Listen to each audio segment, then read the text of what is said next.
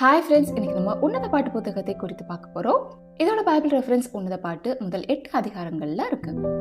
உன்னத பாட்டு புத்தகத்தை எழுதியவர் சாலமோன். சாலமோன் 1005 பாடல்களை பாடினார்னு 1 ராஜாக்கள் 4:32 வாசிக்கிறோம்.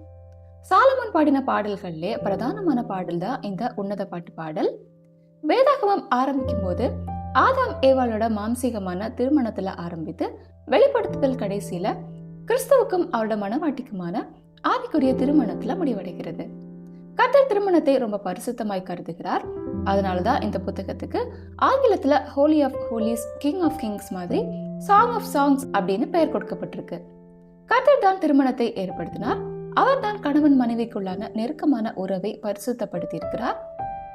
இந்த உன்னத பாட்டு புத்தகம் ஆவிக்குரிய ரீதியில நம்முடைய நித்திய மணவாளனான ஆண்டவராகிய இயேசு கிறிஸ்துவோடு கூட நம்ம எப்படி ஆவிக்குரிய ரீதியில நெருக்கமா இருக்கணும் என்கிறதையும், அதே மாதிரி மாம்சிக ரீதியில ஒரு கணவன் மனைவிக்குள்ளாடி இருக்கிற உறவு எப்படி தூய்மையா இருக்கணும் என்கிறதையும் நமக்கு கற்றுத்தருகிறது.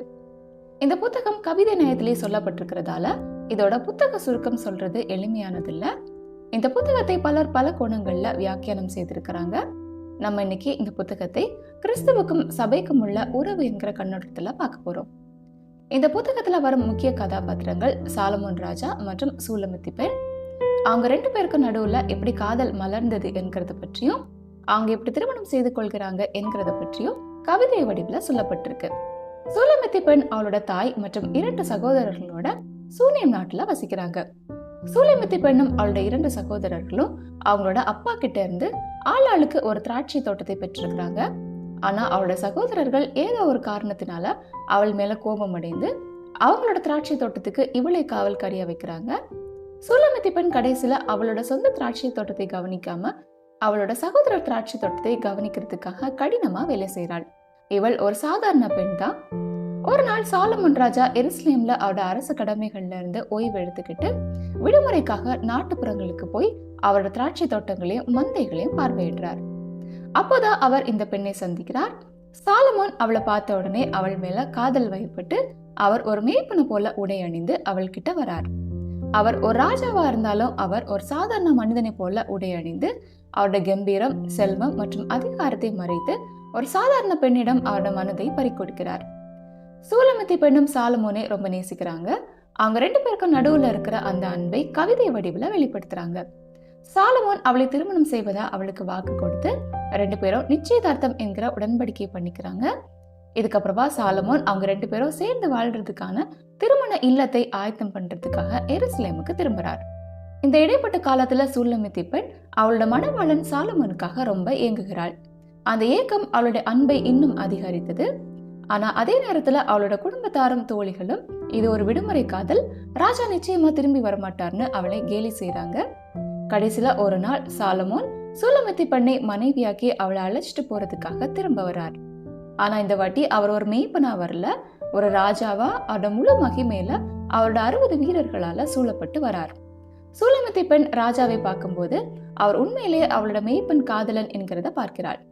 சாலமோன் ராஜா அவரோட மனவாட்டியை அழைச்சிட்டு எருசலேமுக்கு போய் அவளை திருமணம் செய்து கொள்கிறார். இந்த புத்தகம் முடியும் போது என் நேசரே தீவிரியும் கந்தவர்க்கங்களின் மலைகள் மேலுள்ள வெளிமானுக்கும் மறைகளின் குட்டிக்கும் சமானமாயிரும் என்கிற அழைப்பின் பாடலோட முடிவடைகிறது. இந்த உன்னத பாட்டு புத்தகம் மூலமா வேதாகமம் நமக்கு நிறைய ஆவிக்குரிய பாடங்களை கற்றுத்தருகிறது.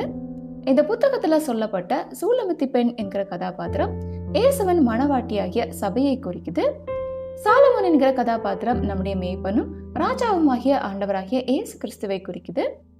இயேசு கிறிஸ்துவுக்கும் அவரோட சபைக்கும் நடுவுல இருக்கிற அன்பை தான் இந்த புத்தகம் நமக்கு சொல்லி தருது. இயேசுவே நம்மளோட மணவாளன். அவர் தான் அண்ட சராசரங்களுக்கும் ராஜா. அவர் அவரோட பரலோகத்தின் மேன்மையை துறந்து அவரோட சிம்மாசனத்தை விட்டு இறங்கி நம்ம மேல இருக்கிற அவரோட முழுமையான அன்பை காண்பிக்கிறதுக்காக நம்மை போலவே அவரும் மாம்ச உடை அணிந்து நம்ம கிட்ட வந்தார்.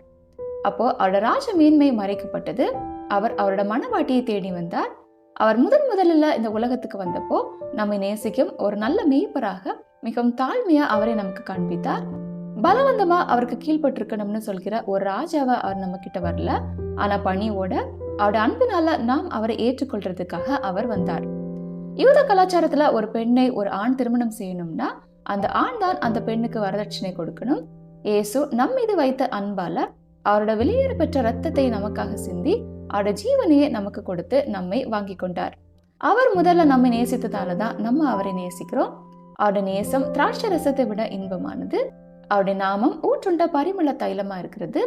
நம்ம நிறைய பாவங்களை செய்து நம்முடைய இருதயம் அழுக்கா இருக்கும் போது கூட அவர் நம்மை ஸ்திரீகளில் ரூபவதியே என்று அழைக்கிறார். அவர் நமக்காக செய்த தியாகத்தையும் அன்பையும் நம்ம எப்போ ஏற்றுக்கொண்டவோ அப்பவே அவருடைய சொந்த சரீரம் ரத்தத்தின் மூலமா நம்முடைய உடன்படிக்கை செய்து நம்மை அவருக்கு சொந்தமா நிச்சயித்து கொண்டார். இப்போ நம்ம அவருக்கு சொந்தமான மணவாட்டி. அவர் நமக்காக ஒரு வீட்டை ஆயத்தம் பண்றதுக்காக அவர் பரலோகத்துக்கு ஏறி சென்றிருக்கிறார். அவர் திரும்ப நிச்சயமா வருவேன்னு நமக்கு வாக்கு கொடுத்திருக்கிறார். அவருடைய விசுவாசிகளாகிய நம்ம ஒவ்வொருத்தரும் மணவாளனுடைய வருகைக்காக எதிர்நோக்கி இருக்கிற மணவாட்டிகளா இருக்கிறோம். மணவாளனாகிய இயேசு எப்பவும் நம்மை நினைத்து கொண்டே இருக்கிறார். மணவாட்டிகளாகிய நம்ம ஒவ்வொருத்தரும் அவருடைய வருகையிலே கரைதிரை இல்லாம பரிசுத்தமும் பிழையற்றதுமான மகிமையுள்ள சபையாய் அவர்கிட்ட அர்ப்பணிக்க ஆயத்தமா இருக்கிறோமா? பொதுவா ஒரு ஆணுக்கும் ஒரு பெண்ணுக்கும் நிச்சயதார்த்தம் முடிச்ச உடனே 2 பேரும் மாறி மாறி அவங்களோட போன் நம்பர்ஸை வாங்கிப்பாங்க. அதுக்கப்புறம் அவங்களுக்கு நேரம் காலம் போறதே தெரியாது. நாள் முழுசும் போன்ல பேசிக்கிட்டே தான் இருப்பாங்க. அவங்களோட எதிர்காலத்தை பற்றி நிறைய திட்டமிடுவாங்க. அந்த மணவாளன் மணவாட்டியை பற்றியும் அந்த மணவாட்டி மணவாளனை பற்றியும் ரொம்ப ஆழமா தெரிஞ்சுக்க முயற்சி செய்வாங்க. அதோட எப்போ திருமண நாள் வரும்னு காத்துக்கிட்டே இருப்பாங்க. இன்னைக்கு நம்மளோட மணவாளன் இயேசு கிறிஸ்துவுக்காக எவ்வளவு ஏங்குகிறோம், தினமும் எவ்வளவு நேரம் அவரோட செலவிடுகிறோம், அவர்கிட்ட எவ்வளவு நேரம் நம்ம பேசுறோம், அவரை குறித்து எவ்வளவு ஆழமா நம்ம தெரிந்து வைத்திருக்கிறோம். அவர் மீதான நேச வைராக்கியம் எப்பவும் பற்றி எரிந்து கொண்டே இருக்கணும். நேசம் மரணத்தை போல் வலிது, நேச வைராக்கியம் பாதாளத்தை போல் கொடிதா இருக்கிறது. அதன் தழல் அக்னி தழலும் அதன் ஜுவாலை கடும் ஜுவாலையுமா இருக்கிறது. என் நேசர் என்னுடையவர், நான் அவருடையவள். என் நேசர் வெண்மையும் சிவப்புமானவர், 10,000 பேர்களில் சிறந்தவர். காட்டு மரங்களுக்குள்ளே கிச்சிலி மரம் எப்படி இருக்கிறதோ அப்படியே குமாரருக்குள்ளே என் நேசர் இருக்கிறார். அதன் நிழலிலே வாஞ்சியாய் உட்கார்கிறேன். அதன் கனி என் வாய்க்கு மதுரமா இருக்கிறது. அவர் இடது கை என் தலையின் கீழ் இருக்கிறது. அவர் வலது கை என்னை அணைத்துக் கொள்கிறது. அவர் வாய் மிகவும் மதுரமா இருக்கிறது. அவர் முற்றிலும் அழகுள்ளவர். இவரே என் நேசர். பொதுவா மனித உறவுகளிலேயே மிகவும் நெருக்கமானது கணவன் மனைவி உறவுதான். இயேசுவும் அவருடைய சபையை வேற எந்த உறவோடும் ஒப்பிடாம கணவன் மனைவி உறவுக்கே ஒப்பிடுகிறார். அந்த அளவுக்கு நெருக்கமா அவர் நம்மை வைத்திருக்கிறார். அவருடைய ஜீவனையே நமக்காக கொடுத்து நமக்குள் அவர் வாசம் பண்ணுகிறார்.